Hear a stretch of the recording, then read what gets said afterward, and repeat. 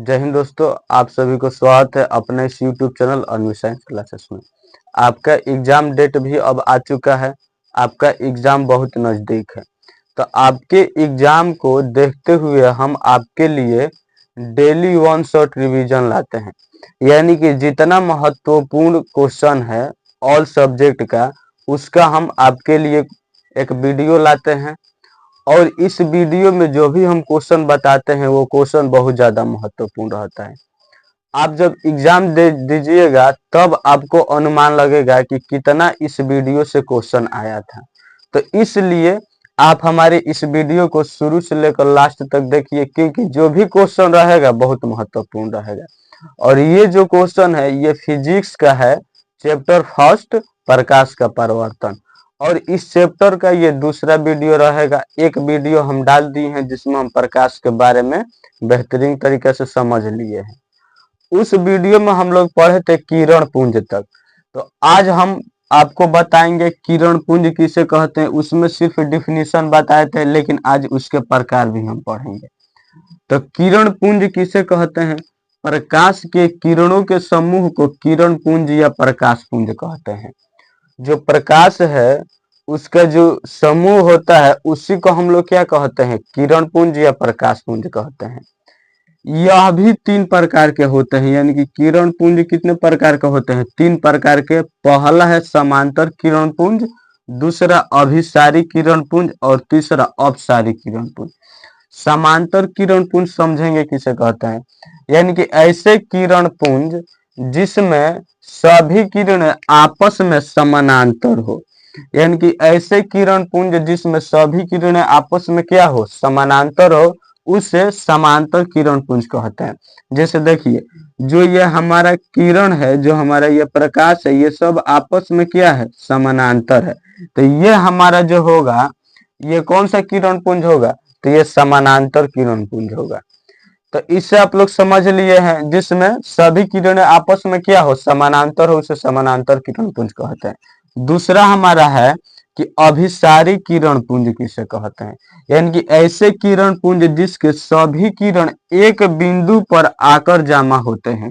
ऐसे किरण पुंज जिसके सभी किरण एक बिंदु पर आकर जमा होते हैं, उसे अभिसारी किरण पुंज कहते हैं। जैसे देखिए, सभी किरणें जाकर एक बिंदु पर यहाँ मिल रही है, तो ये हमारा होगा अभिसारी किरण पुंज। ये कैसा होगा? अभिसारी किरण पुंज। तो इसे हम लोग कहते हैं अभिसारी किरण पुंज। ऐसे किरण पुंज जिसके सभी किरणें एक बिंदु पर आकर जमा होते हैं, उसे अभिसारी किरण पुंज कहते हैं। तीसरा हमारा है अपसारी किरण पुंज। यानी कि ऐसे किरण पुंज जिनके सभी किरण एक दूसरे से फैलती हुई प्रतीत होती है, उसे अपसारी किरण पुंज कहते हैं। जैसे देखिए, यहाँ से सब किरण कैसा प्रतीत हो रही है? फैल रही है। सब किरण क्या हो रही है? फैल रही है। तो इसे हम लोग कहेंगे अपसारी किरण पुंज। इसे हम लोग कहेंगे अपसारी किरण पुंज। तो ये हमारा जो होगा, ये अपसारी किरण पुंज होगा। तो समांतर किरण पुंज, अभिसारी किरण पुंज, अपसारी किरण पुंज, आप लोग ये समझ गए होंगे। अब इसके बाद हम लोग पढ़ेंगे जो अगला होगा, पारदर्शी पदार्थ, अपारदर्शी पदार्थ, अभिसारी पदार्थ। इसको हम लोग पढ़ेंगे। तो चलिए इसका आप लोग स्क्रीनशॉट ले लीजिए, इसके बाद हम उसको बताएंगे। अगला हमारा पॉइंट है, अगला पॉइंट ये है कि पारदर्शी पदार्थ, पारभासी पदार्थ, अपारदर्शी पदार्थ किसे कहते हैं। इसको अब हम समझेंगे, क्योंकि इसके एग्जाम्पल से ऑब्जेक्टिव क्वेश्चन आपके एग्जाम में पूछता है और पूछेगा ही पूछेगा इसी से। तो देखिए, पारदर्शी पदार्थ किसे कहते हैं? ऐसा पदार्थ जिससे होकर प्रकाश आर पार हो जाता है। यानी कि ऐसा पदार्थ जिससे होकर प्रकाश आर पार हो जाता है, उसे पारदर्शी पदार्थ कहते हैं। कोई वस्तु लीजिए, कोई पदार्थ लीजिए, अगर उससे प्रकाश आर पार हो जाएगा तो उसे कैसा पदार्थ कहेंगे? पारदर्शी पदार्थ कहेंगे।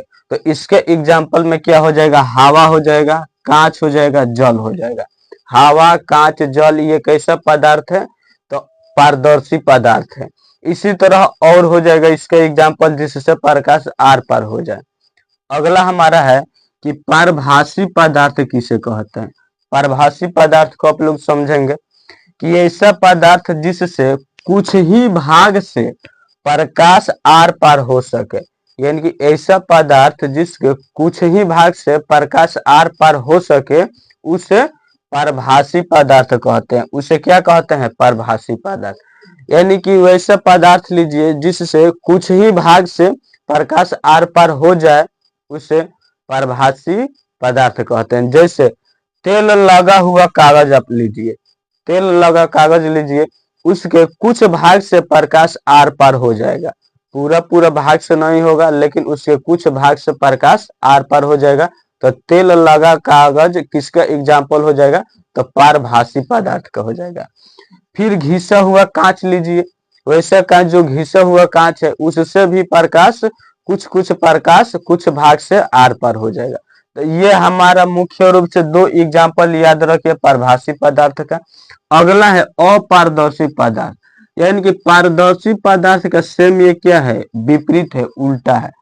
तो इसमें क्या होता था कि प्रकाश पूरा पूरा पार हो जाता था, लेकिन इसमें नहीं होगा। यानी कि ऐसा पदार्थ जिससे प्रकाश बिल्कुल भी आर पार न हो सके उसे अपारदर्शी पदार्थ कहते हैं।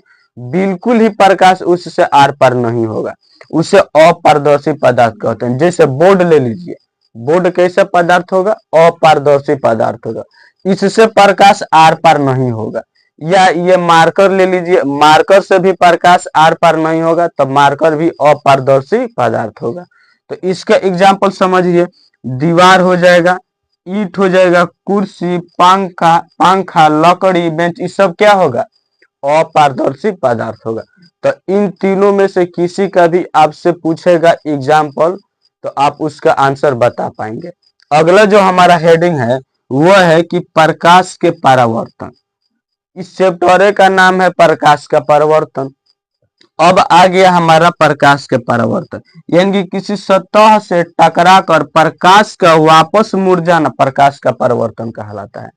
किसी सतह से टकराकर प्रकाश का वापस मुड़ जाना प्रकाश का परावर्तन कहलाता है। जैसे मान लीजिए कि एक हम यहाँ सतह लेते हैं, ये हमारा क्या है? ये है सतह।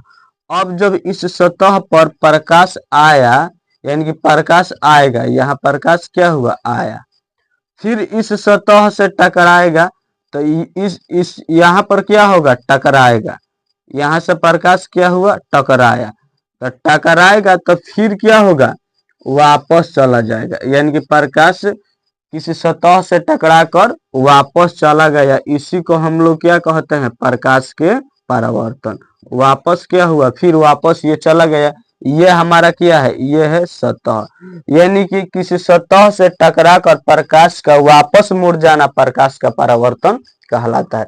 प्रकाश के परावर्तन का अगर आपसे परिभाषा पूछेगा तो आप लोग सेम इसी तरह लिखिएगा। ये जो है शॉर्ट में है और पूरा सटीक ये इसका परिभाषा है। यहाँ हम आपको समझा भी दिए हैं। ये सतह है, इस सतह से प्रकाश टकराया, फिर वापस क्या हुआ? मुड़ गया, इसी को हम लोग क्या कहते हैं? प्रकाश के परावर्तन। अब हम लोग समझेंगे प्रकाश के परावर्तन के नियम। प्रकाश के परावर्तन के कितने नियम होते हैं, और जो क्वेश्चन अधिक से अधिक पूछता है इसी से पूछता है, इसी के एग्जाम्पल से पूछता है, तो इसके बाद हम उसको बताएंगे। आप इसका भी एक स्क्रीनशॉट ले लीजिए, इसके बाद हम प्रकाश के परावर्तन के नियम बताएंगे और उससे रिलेटेड कुछ क्वेश्चन बताएंगे। चलिए स्क्रीनशॉट ले लीजिए। चलिए अब हमारा अगला है प्रकाश के परावर्तन के नियम। प्रकाश के परावर्तन परिभाषा समझ गए, अब हम लोग समझेंगे कि प्रकाश के परावर्तन के नियम। तो प्रकाश के परावर्तन के दो नियम निम्न है। प्रकाश के परावर्तन के कितने नियम होते हैं? दो नियम होते हैं। दो नियम आपको याद रखना होगा, ऑब्जेक्टिव के तौर पर आपसे पूछ सकता है।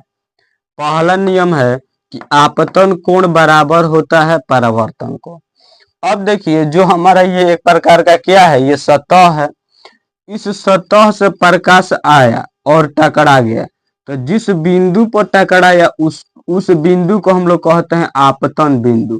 प्रकाश किसी सतह के जिस बिंदु पर टकराता है उसे हम लोग क्या कहते हैं? आपतन बिंदु। और इस बिंदु से वापस फिर उसी माध्यम में मुड़ गया, तो इसे हम लोग कहते हैं परावर्तित किरण। यानी कि जो प्रकाश आया उसको हम लोग कहते हैं आपतित किरण, फिर मुड़कर चला गया उसे हम लोग कहते हैं परावर्तित किरण, और बीच में हमारा क्या बनता है, अभिलंब। ये हमारा है, ये क्या है, अभिलंब इसका नाम है। तो इसको हम लोग कहते हैं परावर्तित की सॉरी आपतित किरण, इसको हम लोग कहते हैं परावर्तित किरण। जिस बिंदु पर टकराया उसे कहते हैं आपतन बिंदु, और यह हमारा क्या है, सतह है। अब यहाँ पर कुछ एंगल बनेगा, उस एंगल को हम लोग कहते हैं कोण आई। इस बगल जो बनेगा उसको हम कहेंगे कोण आर, यानी कि इस एंगल को आपतन कोण और इसको परावर्तन कोण, यानी कि आपतन कोण और परावर्तन कोण दोनों आपस में क्या होगा, बराबर होगा। तो पहला हमारा यही हो जाएगा इसका नियम, यानी कि आपतन कोण बराबर होता है परावर्तन कोण। दूसरा नियम है कि आपतित किरण, परावर्तित किरण एवं आपतन बिंदु पर, यानी कि आपतित किरण एवं परावर्तित किरण एवं आपतन बिंदु पर डाले गए अभिलंब तीनों एक ही तल में होते हैं, यानी कि तीनों एक ही सतह पर होता है। तो दूसरा नियम हो जाएगा कि आपतित किरण, परावर्तित किरण एवं आपतन बिंदु पर डाले गए अभिलंब तीनों एक ही सतह पर होता है। तो ये दोनों नियम आपको याद रखना होगा। ये दोनों नियम आपसे पूछता है ऑब्जेक्टिव और सब्जेक्टिव में।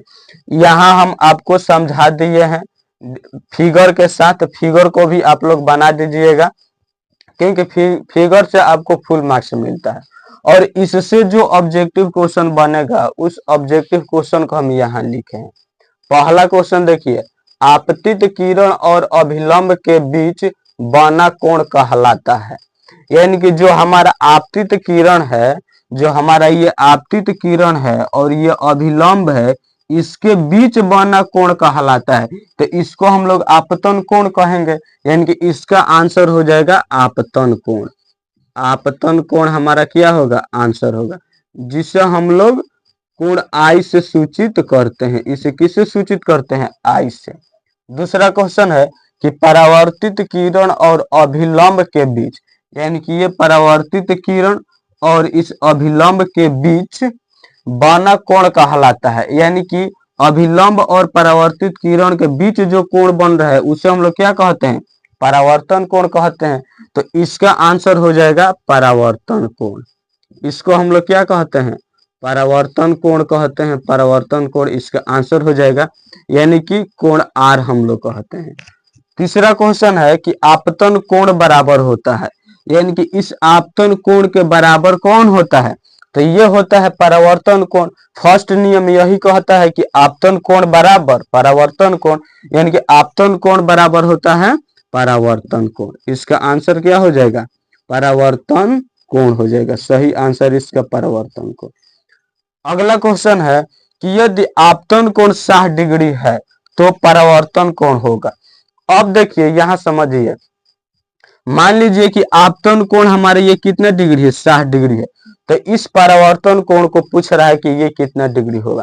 तो फर्स्ट नियम हमारा क्या कहता है कि आपतन कोण बराबर होता है परावर्तन कोण। तो जब ये 60 डिग्री है तो ये भी कितने डिग्री का होगा, 60 डिग्री का होगा। यानी कि दोनों 60 डिग्री का होगा। अगर ये 45 है तो ये भी 45 होगा। ये दोनों कोण आपस में क्या होते हैं, बराबर होते हैं। तो यदि आपतन कोण 60 डिग्री है तो परावर्तन कोण भी कितने डिग्री का होगा, 60 डिग्री हमारा आंसर हो जाएगा। ये क्वेश्चन बहुत महत्वपूर्ण है, यहाँ से पूछने की 100% गारंटी है। आप इसका एक स्क्रीनशॉट ले लीजिए, और हमारे इस चैनल को अभी तक सब्सक्राइब नहीं किए हैं तो सब्सक्राइब करिए, अपने दोस्तों के पास भी शेयर कीजिए, क्योंकि जो भी क्वेश्चन है ये बहुत महत्वपूर्ण है और आसान शब्दों में है। पूरी संभावना है कि यहाँ से क्वेश्चन आपके एग्जाम में पूछेगा।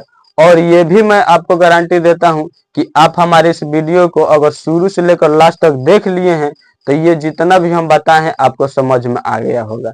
तो आज हम इतना ही रहने देते हैं।